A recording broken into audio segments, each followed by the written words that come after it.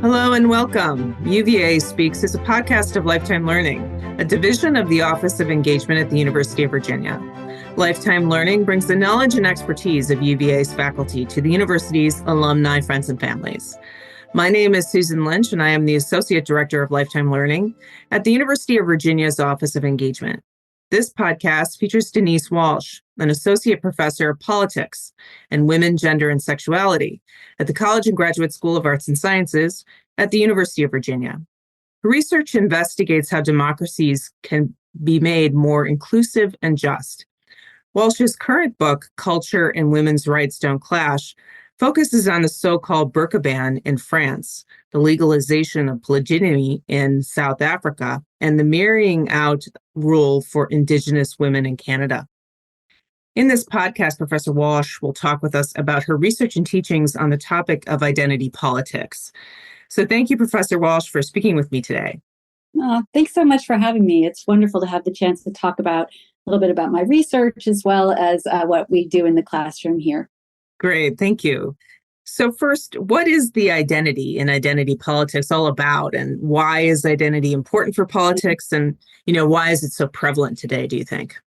Yeah, so when most people talk about identity, I think they probably would do something like, go inwards. They might even close their eyes and think about who am I?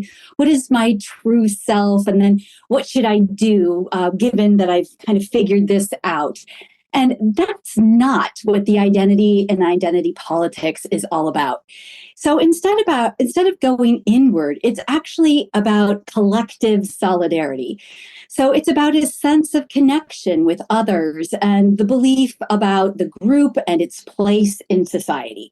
So identity politics is about organizing around the experience of a group. And some of the classic examples of identity politics in the United States are, of course, the civil rights movement that happened in the 1960s, and then the women's rights movement that followed after that in the 1970s. And both of these movements were really fired by a desire to challenge and end discrimination. So, for instance, in the civil rights movement, of course, to end segregation and Jim Crow laws in the South. And I think that identity politics are important for politics simply because this is about a collective action, right? It's a public endeavor to change social norms and values, as well as to open up economic and political opportunities for people that otherwise might have been closed.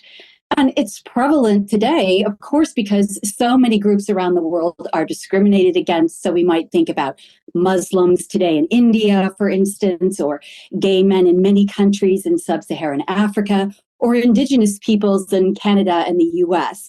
So as long as there's discrimination based on a characteristic shared by a group of people, there's going to be an identity politics. And in an era of polarization where some people wish to return to an idealized past, where some forms of this discrimination could be acceptable again, we're going to see a heightened emphasis on identity politics from all quarters. Thank you for that context. That's interesting. So where do identities come from? Yeah. So again, most people think that our identities are either inside of us or even, I think more prominently, that they're written onto our bodies, right?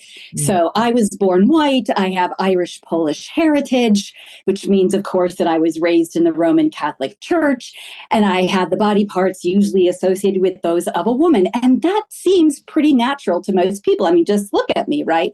But what I think is important is that I was also born with blue eyes.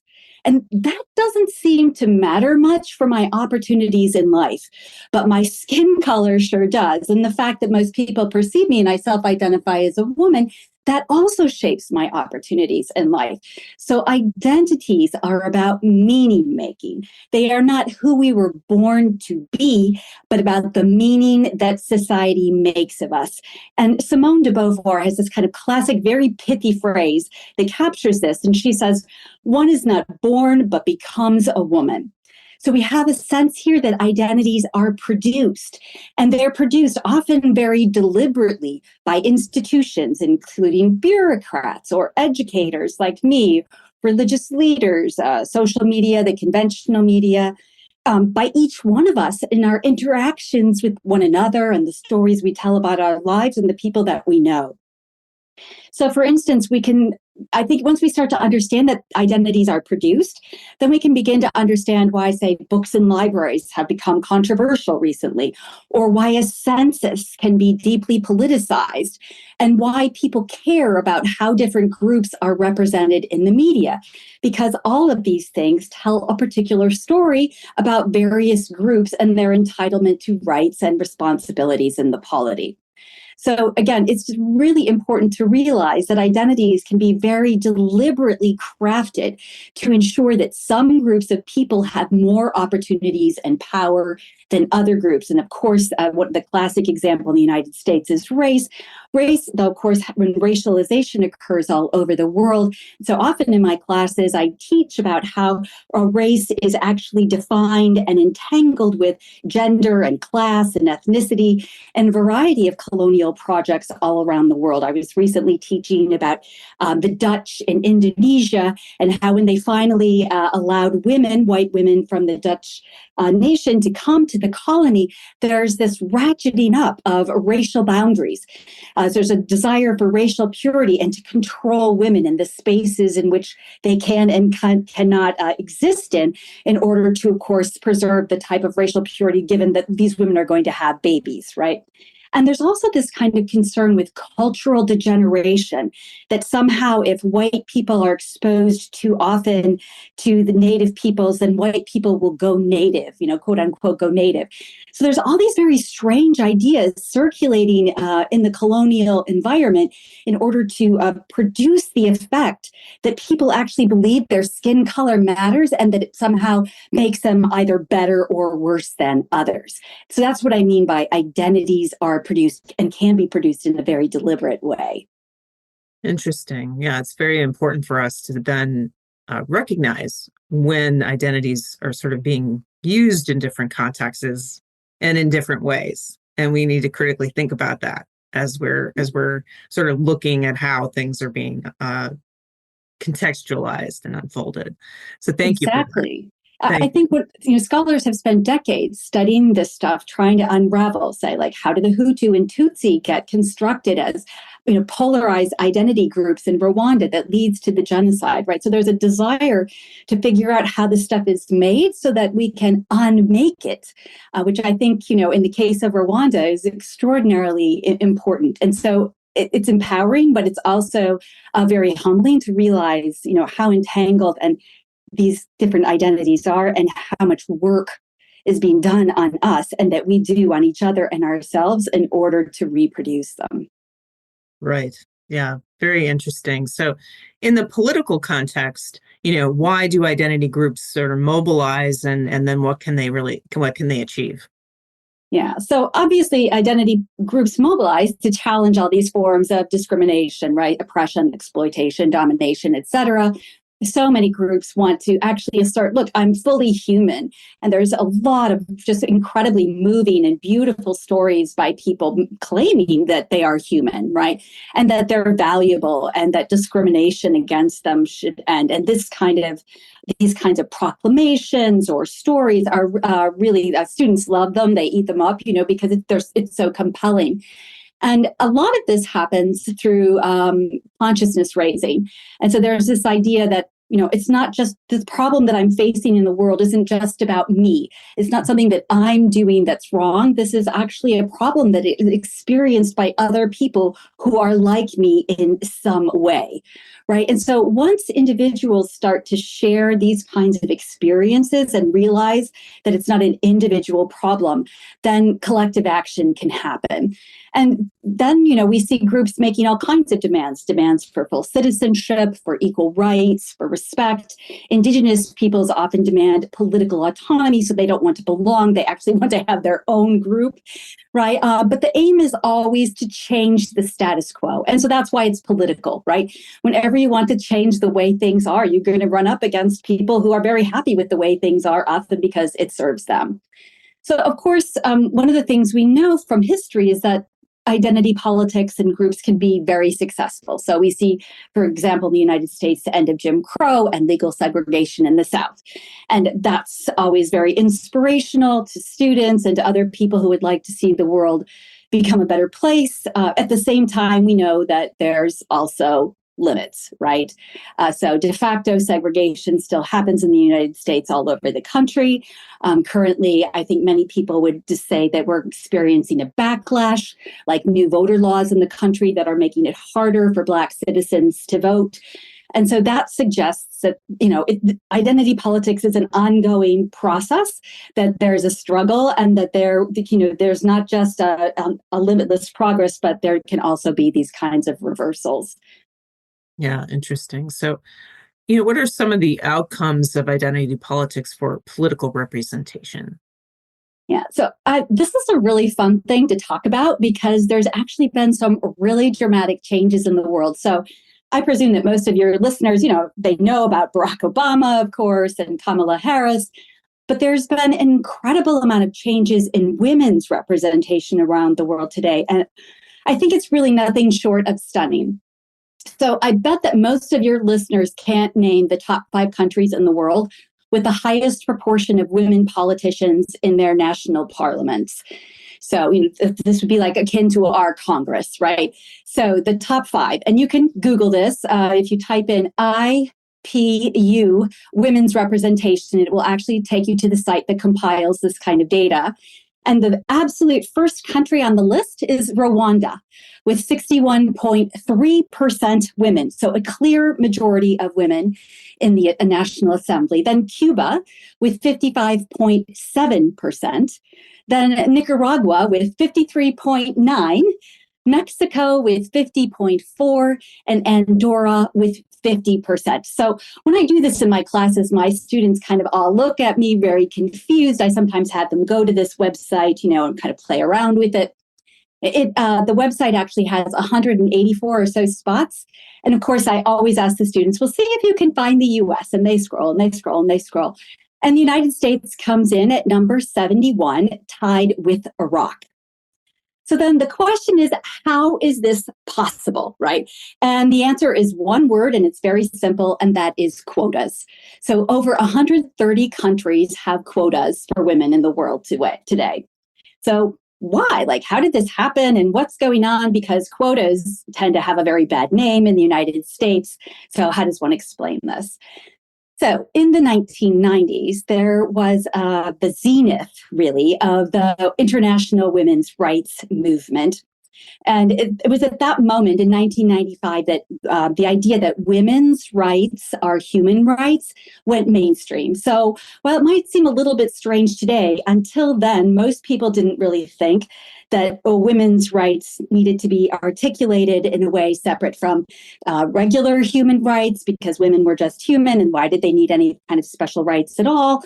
And that this was actually divisive and, kind of about specialized interests and that kind of thing. But in the international arena, a lot of women's non-governmental organizations and human rights groups really pushed for and changed those ideas. And so we see a lot of treaties and declarations at the international level are elaborating a variety of women's rights. So not just civil and political rights, but also economic and social rights and environmental rights, reproductive justice, etc. Mm-hmm. So we get all of these concerns and a lot of momentum about advancing women's rights. And at the same time, in the 1990s, we also get a lot of countries transitioning to democracy. So very different from the current environment. And we also see a lot of end to bloody conflicts, especially in sub-Saharan Africa and in Latin America. We see a lot of negotiations. And so there's all these international specialists now who know things about constitution writing and electoral systems. And they're also armed with all of these treaties and ideas about women's rights. And so the local women's movements on the ground in these countries connect with some of these international actors. And we see a lot of countries adopting quotas. And that's been happening since then. In some cases, the United States has actually required countries like Iraq to adopt quotas. So we see this kind of, mixed bag in terms of, sometimes countries self-select in, and other times there seems to be a lot of external pressure. In any case, we see a large number of countries adopting quotas. And the one thing we know for sure is that quotas work. That is, if they are implemented, they do get women into politics. So then the question is, okay, so what good is that? Well, we see role model effects, right? Women start to see other women in politics, and they think maybe they can be leaders too. This is, of course, really important for young women and girls. We see more women getting interested in politics. We see the women who are in these national assemblies actually discussing issues that are typically of interest and associated with women, so health and education, for instance. And those all seem like important and good things. Not all of these efforts lead to changes in laws, however, and there's a lot of reasons for that. One is not all women are feminists who want to advance this kind of women's agenda. Gender, as we know, is not the ticket to power in politics, right? Parties may not prioritize these issues, and they have a big say in many countries at what politicians can do. And voters may not prioritize these issues either. And then finally, I think we also have to reflect on the fact that quotas bring elite women into power. But what does this mean for actual ordinary women on the ground, right? So, what can they do in terms of political action that can actually change their lives? That's still left for us to think about. So quotas have some important advantages, and they also have limitations, which is, of course, what politics is all about. Interesting. I would not have picked those 5 countries for sure.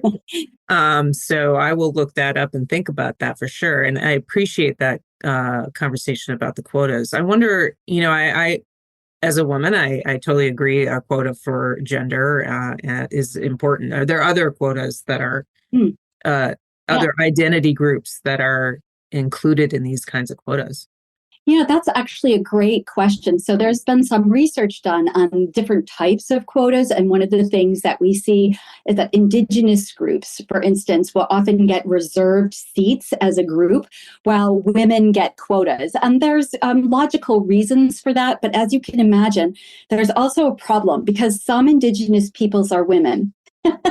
And so what happens, right, is, you tend to get these elite women who are getting served by the quotas, and then these reserved seats for Indigenous people, say, and then you tend to see mostly, Indigenous leaders who are men.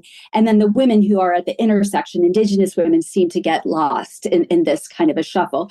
And this is going back to thinking about how are various identities constructed in ways that are, overlapping, and then how do we, in various ways, ignore those overlaps, or what many people talk about today as the intersection, right? So when we think about intersectional feminism, we're thinking about groups that have become invisible because they are affected by more than one system of oppression at a time. So as usual, we figure out that there is a problem, and then it takes a while for the political system to kind of figure out how to resolve some of these issues. But that's definitely been a research agenda among a number of scholars in politics and gender over the past 10 years. Yeah. Interesting. Okay, thank you. And finally, you've talked a little bit about this, but how do you see identity politics impact public policy? I mean, it matters who's in the room making decisions. So how do you see identity politics impact public policy? Yeah, that's a great question. I like what you said about how it matters who's in the room. And one of the things that I've argued in my research is that, that's about access, about being able to be present. But then you also need the capacity, right, to speak up. And as we all know, that can be very intimidating if you're the only one of X in the room, or even if you're not, but there is just a sense that you're not supposed to speak, or, you shouldn't speak about things that disrupt the status quo, right? So it's about, being in the room or having that access and then having that voice. And then also this capacity for contestation. And then we can really judge whether the process is open and inclusive by whether sometimes those who have rarely had access, voice, or capacity for contestation in the past now sometimes actually win. Right. So all of those things need to come together. So that kind of, getting people in the room is just the first of one of many steps. And we also have to think about what kinds of people, right? Is it going to be ordinary women or elite women? Are they going to be feminist or non-feminist, et cetera? So there's just many complications, and thinking about getting people in the room is really just the first step. But let's say that we're thinking about that, right? So we know that collective action really does help to make public policy. And one of the things that I learned in my research in Poland, Chile, and South Africa is that I found that women's sort of collective action could happen in many places. It didn't just have to happen in the streets. And this goes back to your comment about being in the room. So what rooms really matter? Well, they can be any room, I suppose is what I would say, because politics is everywhere. So the workplace, right? It's especially important, I think, in the media, in the newsroom, right? That's a space for collective action. It can be in a political party. It can be in, civil society is usually thought of as kind of this virtuous space, right, of human rights activists. But human rights activists are people. And of course, there's going to be all kinds of, racial and patriarchal issues within organizations and civil society as well, right?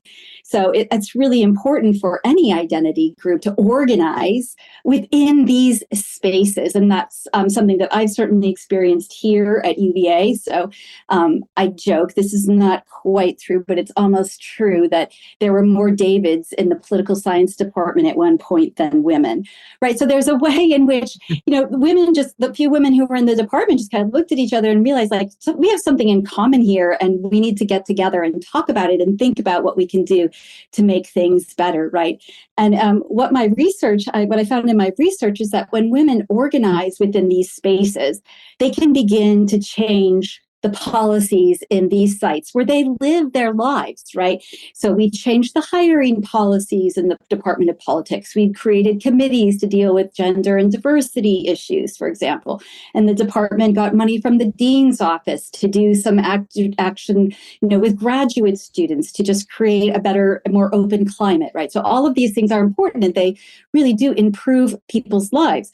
But beyond that, when what happened is, in my research as well as in my own department, is that powerful people and organizations kind of begin to own these issues, right? So my department chair starts going around talking about how important gender and diversity is, right? And very powerful trade unions, for example, in South Africa began saying, violence against women is a problem, this kind of stuff, right? So then when you have really powerful institutions, out there in the public, just saying these issues matter and policies should change, right? Then that creates an important momentum to advance I think changes in public policy. So for me, the lesson from all of that is that, identity politics is everywhere, right? Including your office at work, and even small changes can actually lead to big changes. And the key is to act where you are, to not turn inward and think that you're the problem, but instead to talk to other people, to share your experiences, right? To be willing to encourage other people to engage in consciousness raising, and to be willing to stick your neck out on the line to take collective action to make, the world, or, your world, whatever that space is, better for the people who come after you. And I think that that's incredibly rewarding and exciting work, but it's definitely work, and it's always ongoing. Great. Well, thank you so much, Professor Walsh, for sharing this information about your research and teaching. I can see why you can spend an entire semester talking about this and really deep diving with your students. And, it's interesting to think about this from our own perspective as voters, but also to inform how we view and sort of contextualize and analyze public policy ourselves. So thank you for sharing your knowledge and expertise with UVA's alumni, friends, and families. Thank you so much for having me. Great. Thank you so much. And thank you for listening. For upcoming podcasts and other lifetime learning programming, recordings, and blogs, please visit our website at engagement.virginia.edu/learn.